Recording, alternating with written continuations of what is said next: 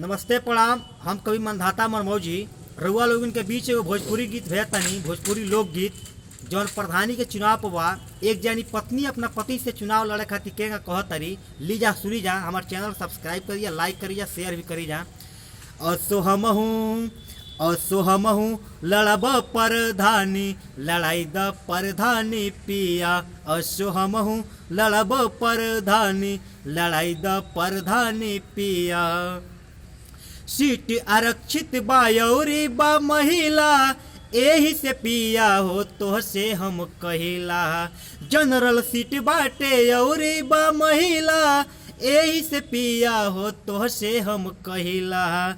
चली हमरो त परचा भरवा दी पिया, भरवा दी पिया।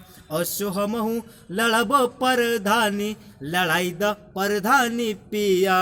असो हमहूँ लड़ब परधानी, लड़ाई द परधानी पिया। बनब प्रधान हम तू बनिया प्रतिनिधि, गाँव भर के दुल्हन लोग कहिए हमके दीदी। बनब प्रधान हम तू बनिया प्रतिनिधि, गाँव भर के दुल्हन लोग कहिए हमके दीदी। बस ये एगो सरदा पुरा दी पिया, पुरा दी पिया। असो हमहूँ लड़ब परधानी, लड़ाई द परधानी पिया। असो हमहूँ लड़ब परधानी, लड़ाई द परधानी पिया। बतिया प हमरा तू देला ना ध्यान हो, करे के बा परधानी हमरा ज्ञान हो। बतिया प हमरा तू देला ना ध्यान हो, करे के परधानी बाटे हमरा ज्ञान हो। हमरा नहीं हरई बाटे खानदानी पिया, बाटे नहीं हरई हमरा खानदानी पिया, खानदानी पिया।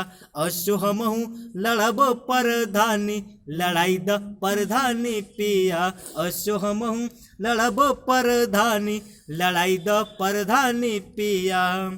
हमनी पर ध्यान देले बाटे सरकार हो, महिला के बाटे आधा अधिकार हो। हमनी पर ध्यान देले बाटे सरकार हो, महिला पर बाटे आधा अधिकार हो। एहू बतिया के रउआ त जानी पिया, आरे जानी पिया। असो हमहूँ लड़ब परधानी, लड़ाई द परधानी पिया। असो हमहूँ लड़ब परधानी, लड़ाई द परधानी पिया। असो मंधाता लड़ी है परधानी, उन्हीं के जीताई द पिया।